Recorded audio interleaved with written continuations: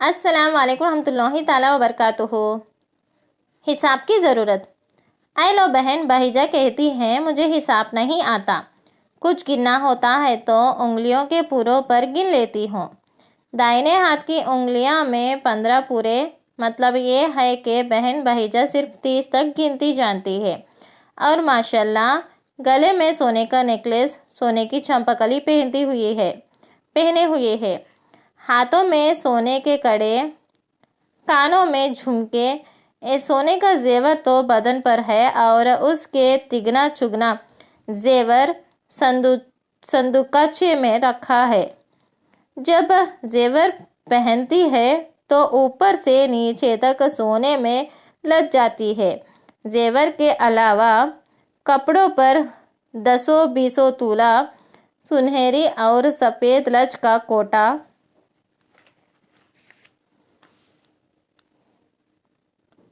ٹھپا اور پمیک لگی ہے۔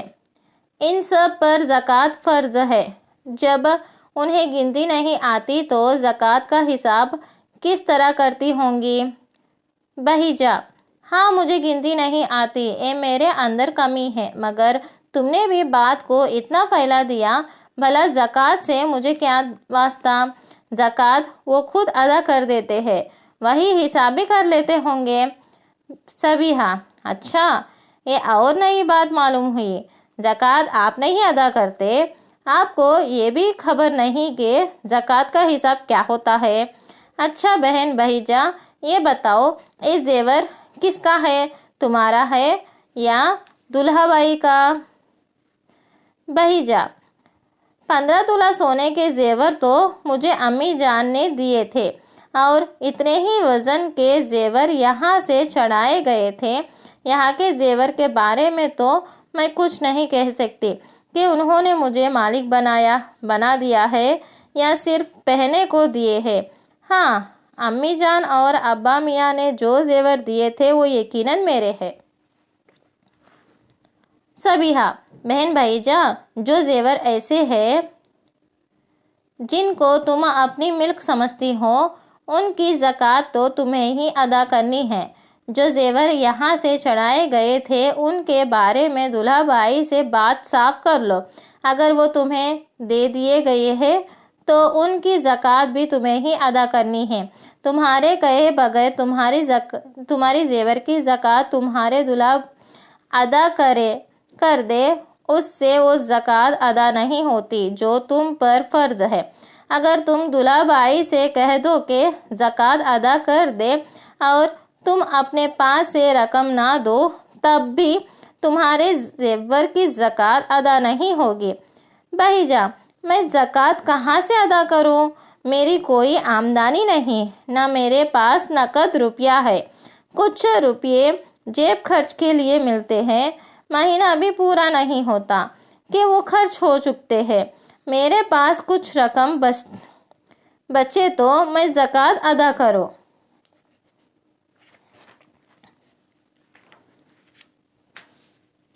صبیحہ: رقم تو خود تمہارا زیور ہے، اگر تمہارے پاس نقد روپیے نہیں ہیں تو شریعت کا حکم تو یہ ہے، زیور کو تول کر 40واں حصہ زکوٰۃ میں دے دو۔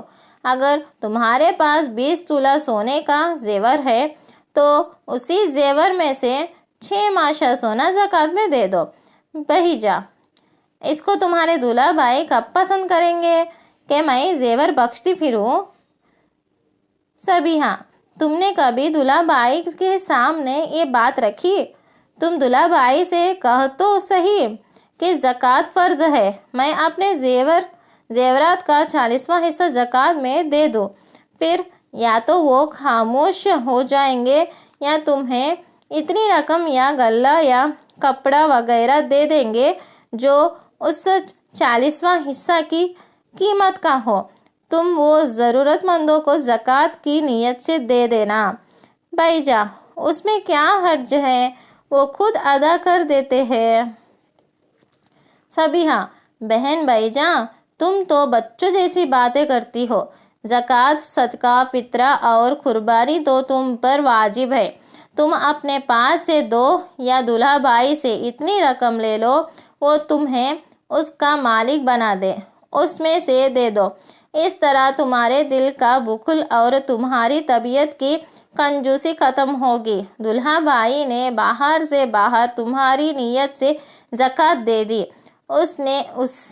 اس سے نہ تمہارے بخل میں کوئی فرق آیا، نہ اس خرچ کرنے سے تمہارے دماغ پر بوجھ پڑا، نہ اس صورت سے تمہارا فرض ادا ہوا۔ اور دیکھو بہن بھائیجان، اس زکوٰۃ ادا کرنے کی بات ہے، مگر میں تو کہتی ہوں تمہیں حساب ضرور سیکھ لینا چاہیے۔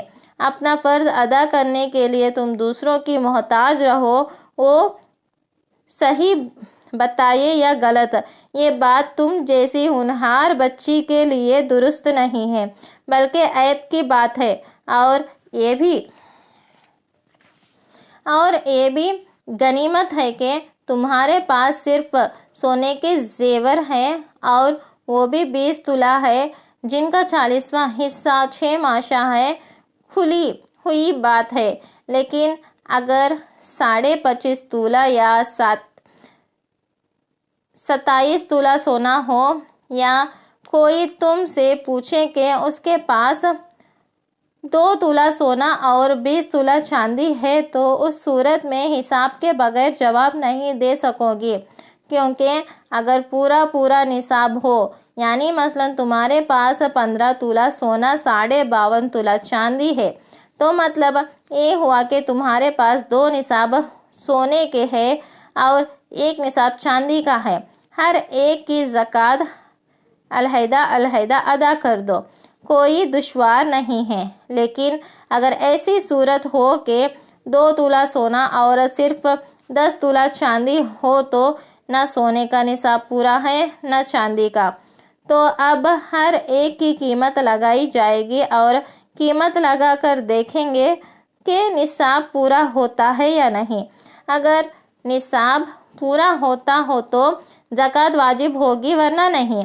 مثلا سونا اگر 20 روپیہ تولہ ہے تو 2 تولہ سونے کی قیمت 40 روپیہ، اور فرض کر لو 10 تولہ چاندی کی قیمت 10 روپیہ، تو مجموعی 25 روپیہ ہوئی، تو زکوٰۃ واجب نہیں ہوئی۔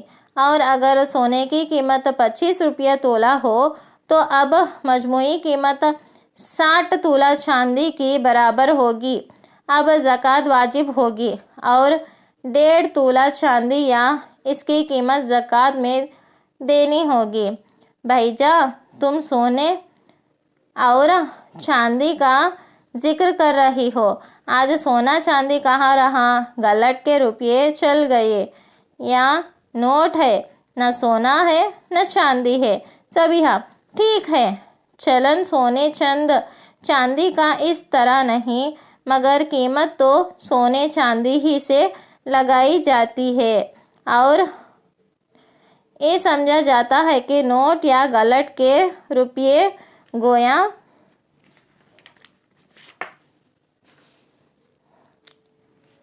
علامت ہے اس کی کہ اتنی رقم سونے چاندی کی شکل میں سرکاری خزانہ یا بینک میں جمع ہے، اور یہ نوٹ یا گلٹ کا روپیہ اس کی رسید ہے۔ بھائیجان، ہمارے پڑوس میں میاں حمید غلہ کا کام کرتے ہیں۔ اللہ دیے کہ یہاں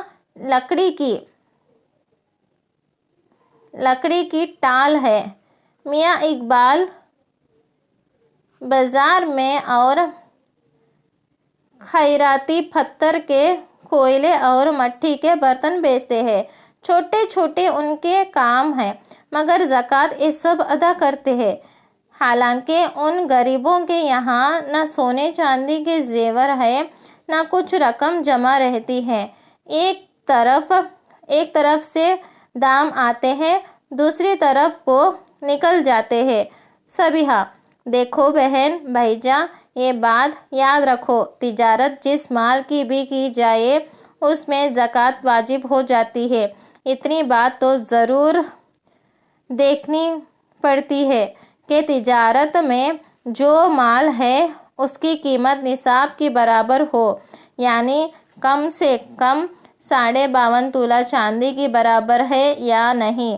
پس اگر تجارتی مال کی قیمت 52.5 تولہ چاندی کے برابر ہو تو جیسے ہی سال پورا زکوٰۃ واجب ہو جائے گی۔ اسلام کی نظر میں یہ بھی امیر ہے، اس پر بھی فرض ہے کہ اپنے مال کا 40واں حصہ ضرورت مندوں کو ادا کرے۔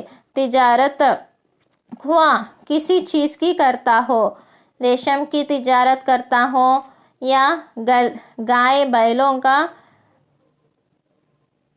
بیپار ہو یا کوئلے مٹی یا کباڑ کا دکان ہو یا لکڑی کی ٹال ہو۔